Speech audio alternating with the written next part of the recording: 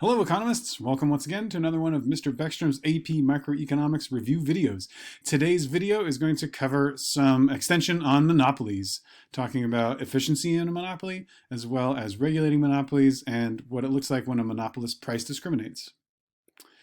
So first, let's talk about efficiency.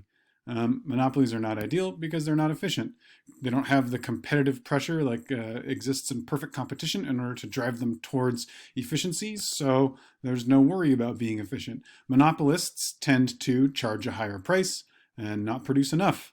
You may have purchased internet service from a local monopolist. Most internet service providers are local monopolists with few alternative options out there for you, so you probably have a little bit of experience in this if you're paying that bill.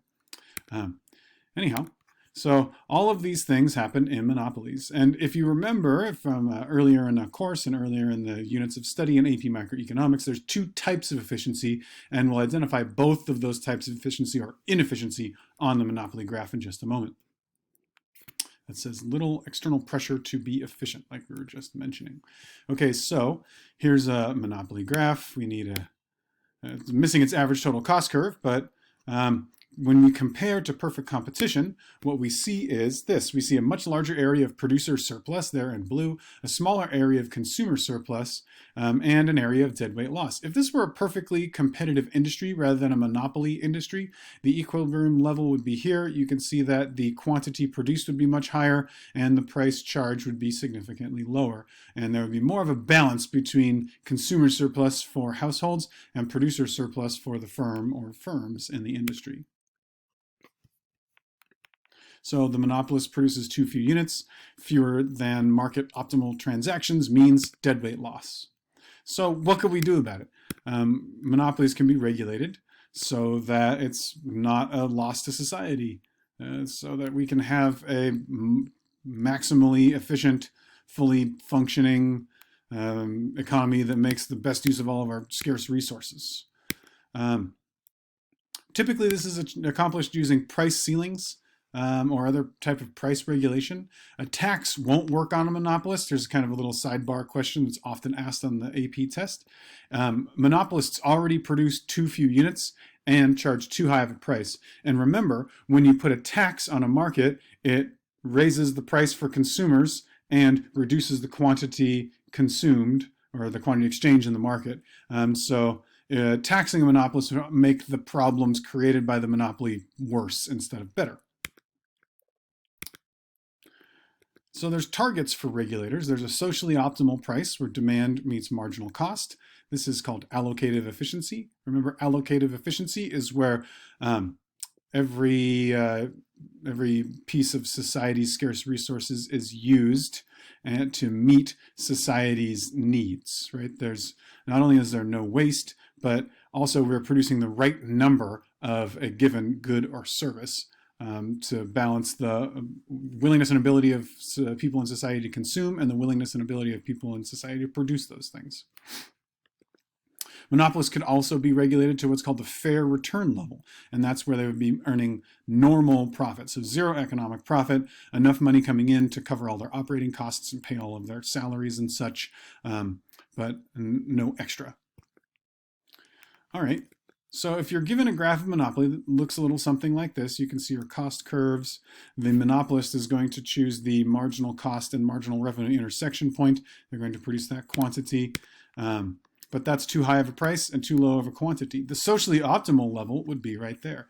So a price ceiling at the socially optimal price would create a situation in which instead of sloping down, the marginal revenue curve would be flat at that price ceiling.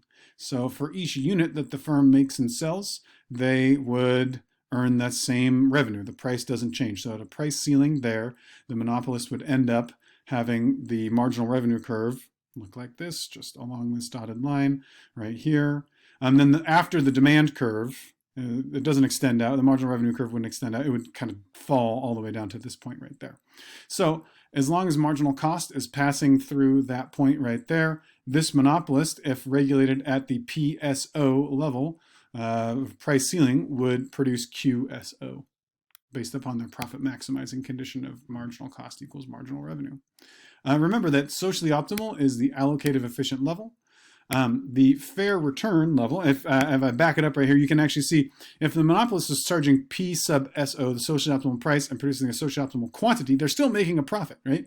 They get PSO per unit, and then their cost per unit, as given by the ATC curve, is something less here. So they're still making profit. If the regulators had decided that this monopoly should not make long-run profits, then it could be regulated at the fair return level, which would, as I said before, do the same thing.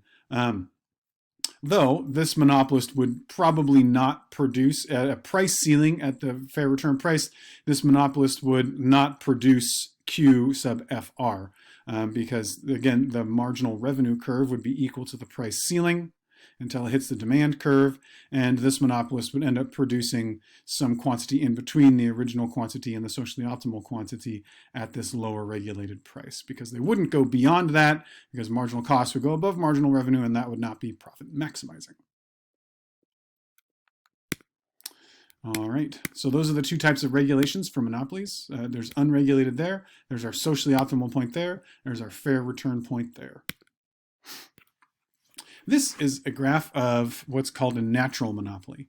A natural monopoly is defined by a situation in which costs fall with economies of scale over the relevant range of output for an industry. In this case, this natural monopoly would produce at MC equals MR here and charge a price all the way up there, so that it would produce much fewer than is needed and charge a much higher price. But typically speaking, natural monopolies can, and oftentimes do, result from the provision of the market-based provision of something like a utility service or some other essential service, like the small town in a rural part of the country with only one gas station. That gas station might be a natural monopoly because the economy in that town is not big enough to support a second gas station or something like that. So we don't want those to go out of business, but we also don't want them to charge ridiculously high prices and not provide enough of something like an essential service like fuel or electricity. So in this case, this monopoly needs a subsidy. The subsidy would need to be equal to, so there would be maybe a two-pronged regulatory approach, a price ceiling at the socially optimal price, right here, and then a per unit subsidy of the difference between that price and the per unit cost at the socially optimal quantity. So that would be the way that a natural monopoly that looks like this would be regulated. The other topic for today, the last topic for today that we'll cover, is price discrimination. So price discrimination in a monopolist, and you've probably experienced some of this before. If you've ever gotten a student or senior citizen discount, if you have ever sat on an airplane and wondered how much the person sitting next to you was paying, all of those typically fall under the idea of price discrimination. The practice of selling the same products to different buyers at different prices. What it's really all about is measuring people's, or approximating as closely as a firm can, people's willingness and ability to pay for something, and then charging them as high as possible, to like get up to their willingness and ability to pay, right? Essentially eliminating consumer surplus. So a perfectly price discriminating firm, a monopolist firm, would charge every single person who's buying that good or service the different price equal to the maximum of that individual's willingness and ability to pay for that good or service. A lot of the examples here that you can see listed, All Coupons is kind of an old website where you used to be able to go on the internet to find coupons. A lot of these examples are tiered price examples. They're not perfect price discrimination. So the graph I'll show you is a graph of perfect price discrimination rather than tiered price discrimination and football games. Yeah. Okay, so I just mentioned all of that. You can slow the video down if you want to read that text. In order to price discriminate, there must be monopoly power, right? If someone's charging me a discriminatory price, I would probably want to go buy it from a different firm if I had that option. But if I don't have that option, then I'm stuck with the one firm, like stuck with Comcast. And the monopoly must be able to tell the difference between people and prevent resale. So a lot of the time you see things like this in the market for services, because services are much harder to resale than goods. And then Additionally, like airlines is a good example because there's laws that keep people from being able to transfer airline tickets from person to person that arose kind of post 9/11. So there's not a ton of examples of perfect price discrimination out there. In fact, I don't have an example of perfect price discrimination, so we'll just kind of lay this out as the theoretical endpoint to this idea. So previously, we had looked at a chart that looked like this, in which if the monopolist wanted to sell an additional unit, they needed to drop the price for everyone who was already purchasing that good or service. This is no longer the case in perfect price discrimination. So as you can see on the data table on the right-hand side, when you compare quantity and price, which is the supply schedule, and quantity and marginal revenue, which is the marginal revenue curve, they are identical. So at 1 unit, demand curve's at 10, marginal revenue curves at 10. At 2 units, demand curves at 9, marginal revenue curves at 9. And that's, once again, because this first person who had a willingness and ability to pay $10 for this good or service is charged that $10 no matter what everybody else is charged. So all we have to do then is take this monopoly graph and get rid of the marginal revenue curve, and right next to demand, demand equals marginal revenue, so it's even a simpler graph. And we see the results.